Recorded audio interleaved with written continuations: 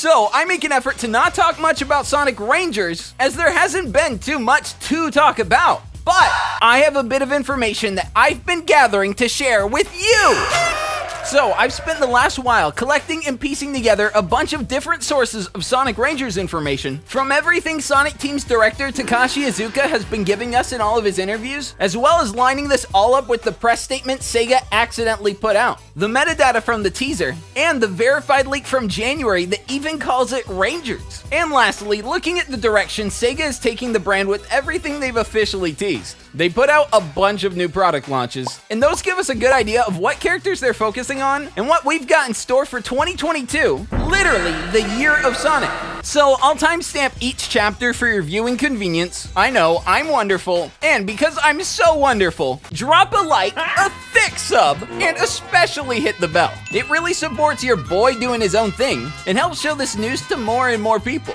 And really, this is the only place you'll get good Sonic Rangers news, since their director said they won't have anything official to show for quite a while. Alright, so I'll start with looking at one of the most exciting characters for longtime Sonic fans. He's from the previously disavowed Sonic 06, and I have a lot of receipt sisters that all point towards Mephiles returning in Sonic Rangers. Mephiles was one of the main antagonists in Sonic 06, and while canonically the events of that game never happened, they pulled Silver from there, and he's now a recurring character in all main Sonic games. It's no use! So this is definitely not out of the realm of possibility, especially with all the info I'm going to show you on Rangers that lines up perfectly. In fact, they've sort of established that any character can return for really any reason at all. So the actual info on Mephiles potentially being some kind of boss fight first comes from the January leak that states there will be many boss fights you'll encounter in the open world. Plus, the fact that as a brand, they've been doing more with him as a character recently than they ever have before. Probably even more than in 2006 when the game launched. They recently put out a long-awaited plush line of Mephiles, which is something Sonic fans have demanded for a long time, and I've seen a ton of people genuinely excited over this. It was even trending on Twitter. And earlier, SEGA and Finesse collabed on a line of physical skateboards and tech decks with art of Mephiles on the board. And for what looks like a potential tease, just randomly a bit ago, the Walmart Canada Gaming Twitter, amazing name by the way, tweeted out, "This is a Mephiles from Sonic the Hedgehog post," with a literal PNG of him on Walmart's blue background. SEGA's often very clever with their marketing, so this type of Twitter brands communicating with each other isn't much of a reach. I mean, Mephiles was trending in the United States. Bruh! We literally could not be more vocal, and after the Forces disaster, Sonic Team is taking a lot of cues from the fans on this one. And that's backed up by the fact that they did a small batch of early playtesting in January this year. SEGA won't listen to everybody, but being very vocal like we've been is honestly very helpful to them overall. There's clearly been a lot of spotlight in the community being put on Mephiles as a character, and I can envision you encountering him in a boss fight in the more open world format, which I'm shaking with excitement to see how they pull off. As a character, Mephiles is a much cooler version of Infinite, and if there was even some boss fight where they were teaming up together, I would be literally soaking wet.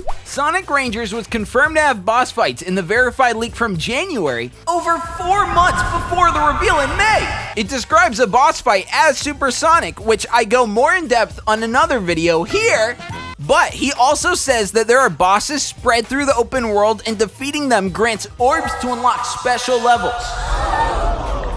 So there will definitely be some impressive boss fights in this game, which I think the series has lacked in more recent years. The adventure games had these really cool boss fights with a bunch of skill, but in recent years it's just moved left and right to dodge stuff and mash A at the right time to win. With so much brand focus on Mephiles, to see him return in a boss encounter would be so intense. We also know about another character in Rangers from a leak that lines up perfectly. It states that there will be this Ghost Girl character who we don't know the name of, but they keep referring to. This could be the character Law from Night of the Werehog, but she's never been in a game before. And while it looks like this is from a different leaker than the January one, so I'd still take it with a grain of salt, it all adds up nonetheless. Games Rant wrote an article showing how both Ghost Girl leaks line up, and they also stated the cyberspace levels are Unleashed styled. I used their article because I can't find this leak anywhere anymore.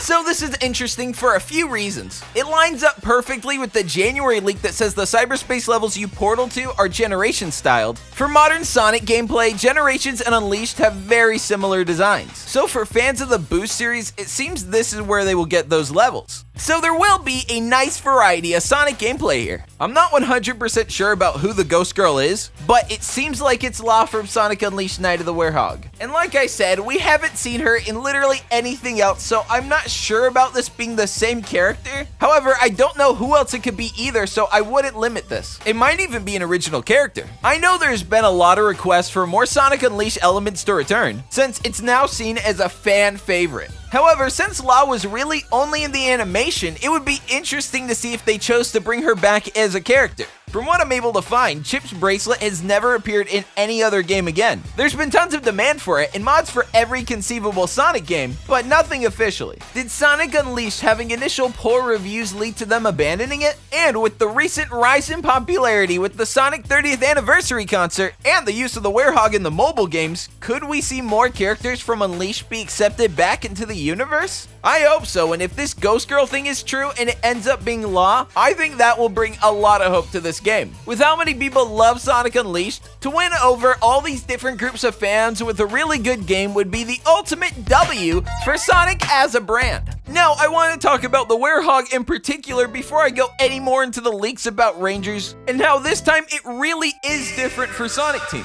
But the Werehog has been pushed a lot lately, and you might wonder if you're going to see him in Rangers, but I don't really see any reason for him to return. None of the leaks support it, and with the already established gameplay style, it wouldn't make sense to make a whole night mode for the levels of the game. Maybe DLC, but I think at the most it would be a cosmetic skin, which would still be cool, especially if they made him slightly larger, but not so much that it conflict with the levels. So if you're yearning to play Werehog night levels, your best chances are to get a Series X and Unleashed, or beg SEGA for a remaster. Write a comment right now that says, please remaster Sonic Unleashed. I know, SEGA reads all of these. And since you're listening, SEGA, if you're gonna remake Unleashed, I don't want to be rude, but get a different studio. Why don't you get Bluepoint to make it? They're a remake studio like Blind Squirrel, but they actually have a really good reputation.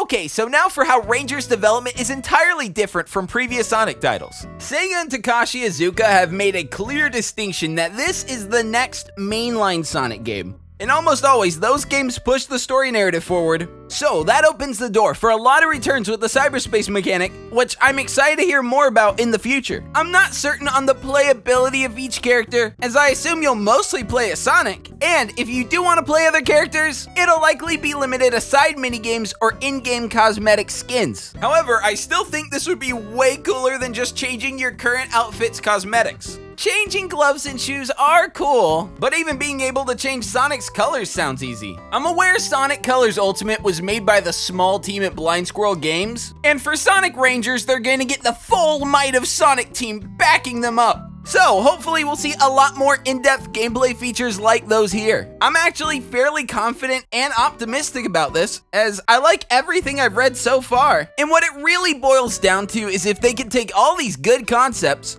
and execute on them in a fun and enjoyable way. I know Forces was so bland, but it really sounds like they're being candid about learning from the reception to that, and are really putting in an effort to make this a standout Sonic game. With Takashi talking about moving to America and development changes post-Forces, this is not the same Sonic team. Actually, this isn't the first time this style of quiet half-refresh has been done, but for once, it's for the best. I do enjoy the Boost games, and it seems like there will still be those same mechanics in the cyberspace levels, so it's not a total departure for those fans. Personally, I think the Boost games are kind of played out. I don't think there's many brand new concepts that would work in that style, and I think we're tired of the same game again and again. The levels are cosmetically all very different, but with how limited your options for individual control are, they all feel the same. If Sonic Rangers nails being an open world with good gameplay, a lot of fun, unique bosses to encounter, a good variety of level designs, and enough collectibles and incentive to get them, them, then this could be the best Sonic game to date. However, that's the best case scenario. As you know, it can go downhill fast. The leak from January said it played very stiff and wasn't fun, but with the release in 2022, there will be a lot change from January 2021. So I wouldn't let that worry you. We know the Sonic Origins collection will come out in the first part of the year, as Takashi Iizuka said he wanted it out before the Sonic movie sequel in April 2022. So, Rangers will certainly come out later in the year. I'd say anywhere from June to December. Now, I think it's important for me to know, I'm aware most leaks out there are fake, which is why I'm only giving confidence to the leak in January before the announcement, and no others. There's that one that a lot of people seem to find reliable, but I haven't seen any proof that makes it certain, so I'm gonna take that one with the slightest grain of salt. So while none of these characters are 100% confirmed guaranteed, this is just my current thoughts on what we'll get based on my indications of what SEGA and others have been putting out. But what are your thoughts on this? Do you want multiple playable characters in Rangers, or for them to just focus on the gameplay for Sonic only and keep these other characters as NPCs? Comment your thoughts below and I'll actually read them and respond to some of them. I haven't been going live lately, but I'm getting over it and streaming more at Sonic Show Live on Twitch, been super busy working on videos, the album,